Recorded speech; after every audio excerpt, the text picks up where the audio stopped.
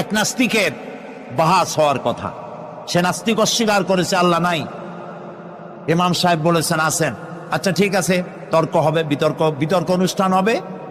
ইমাম সাহেব তার আসার সময় চাইতে প্রায় 1-2 ঘন্টা ডিলে হয়ে গেল।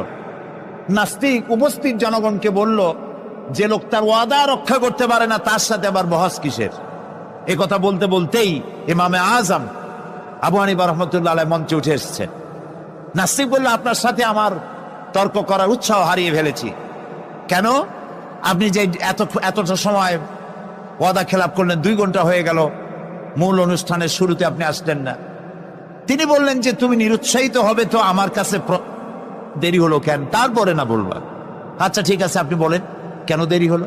তিনি বললেন, আমি এই জায়গায় আসতে গিয়ে সামনে একটা নদী বাঁধলো, এখন আমি আসবো কেমনে? মহাচিন্তায় পড়ে গেলাম, কিভাবে যাব? পারাপারের কোনো ব্যবস্থা নাই। হঠাৎ দেখলাম